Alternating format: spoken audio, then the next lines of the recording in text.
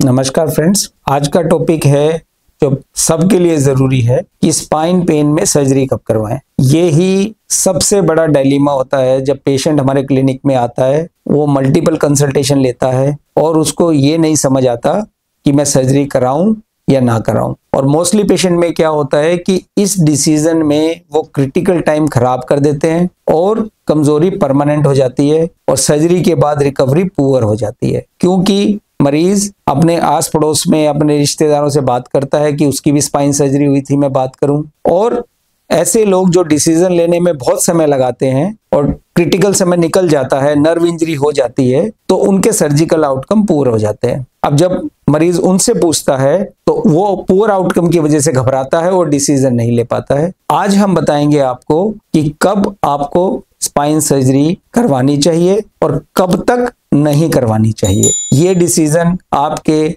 Surgical outcome के लिए बहुत इंपॉर्टेंट है ताकि आप समय से डिसीजन ले पाए, ये हमारा प्रयास। बैक पेन में अगर सिर्फ आपको पेन है, आपके बैक में पेन है या वो लेग में जा रहा है, सियाटिका जिसको बोलते हैं, सिर्फ पेन है, डिसेबिलिटी नहीं है। डिसेबिलिटी का क्या मतलब है? डिसेबिलिटी का मतलब है कि पैर में कमजोरी आना, जिसको फुट ड्रॉप बोलते हैं।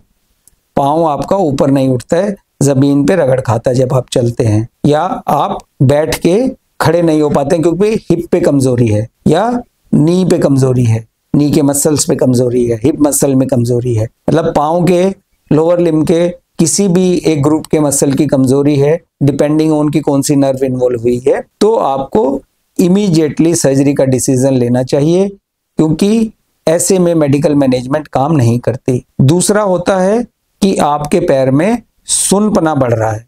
पहले पेन थी, अब पैर में सुनपना बढ़ रहा है, और वो पहले एक पैर में था, अब दूसरे पैर में भी प्रोग्रेस कर रहा है, और वो सुनपना आपको बैठने पे भी, खड़े होने पे भी आ ही रहा है, और आप बहुत समय तक नहीं खड़े हो पाते हैं या चल नहीं पाते हैं।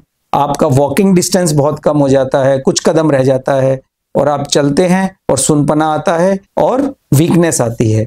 इसको न्यूरोलॉजिकल क्लॉडिकेशन कहते हैं, और ये इमीडिएट सर्जरी की इंडिकेशन है, क्योंकि अगर आप अब वेट करेंगे तो आपका नुकसान होगा, नर्व डैमेज हो जाएगा और आपके रिजल्ट्स अच्छे नहीं आएंगे। तीसरा होता है क्वाड इक्विना सिंड्रोम, जिसमें आपके प्राइवेट पार्ट पे सुनपना आ जाता है, आपका लैट्रिन पेशाब का कंट्रोल चला जाता है, या उधर बहुत महसूस नहीं होता है आपको कब आपका लैट्रिन पेशाब निकल गया। इस कंडीशन में आपको इमरजेंसी सर्जरी की जरूरत पड़ती है। एक होता है स्पाइनल कैनाल स्टेनोसिस, मतलब आपके पांव सुन्न होते हैं खड़े होने पे, और झुकने पे आपका वॉकिंग डिस्टेंस थोड़ा बढ़ जाता है। इसको स्टूपिंग पोस्चर कहते हैं, कि आप आगे झुक के चलते हैं तो ही चल पाते हैं, अगर आप सीधे चलते हैं तो पैरों में सुनपना आता है। इसको स्पाइनल कैनाल स्टेनोसिस कहते हैं।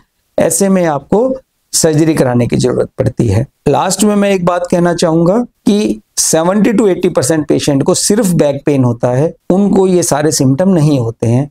सुनपना या वीकनेस या क्वाड इक्विना सिंड्रोम या इस तरह की डिसेबिलिटी, सिर्फ पेन के लिए सर्जरी कराने की जरूरत नहीं है। पेन के लिए आजकल बहुत सारी इंटरवेंशन करी जाती हैं, जैसे हम अपने डिपार्टमेंट में करते हैं, चाहे वो फैसेट ज्वाइंट की इंटरवेंशंस हो, एपिडुरल स्टेरॉइड इंजेक्शंस हो, कॉर्डल इंजेक्शंस हो, बहुत सारी रेडियो फ्रिक्वेंसी एब्लेशन टेक्निक्स हैं, इंट्राडिस्कल डिस्क की एब्लेशन की टेक्निक है जो डिस्कोजेनिक पेन होता है।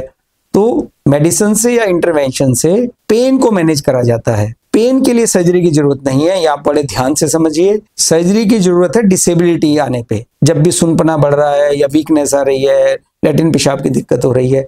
सिर्फ पेन के लिए सर्जरी होती है तो उसमें फेलियर रेट बहुत हाई है, और आपको ये जान के हैरानी होगी कि 70% पेशेंट का सर्जरी के बाद भी पेन नहीं जाता, उनको सर्जरी नहीं करवानी होती। तो सर्जरी कब नहीं करवानी है? सिर्फ आपको पेन है, चाहे वो सियाटिका भी है, पर आपको कोई डिसेबिलिटी नहीं है, तो आपको सर्जरी नहीं करवानी। 80% patient, 85% patient low back pain के इसी कैटेगरी में आते हैं। पर अगर जैसे मैंने पहले डिस्क्राइब किया, ये सब होने लगे, डिसेबिलिटी आने लगे, सुनपना, वीकनेस आने लगे, तो आपको सर्जरी करानी चाहिए। Thank you.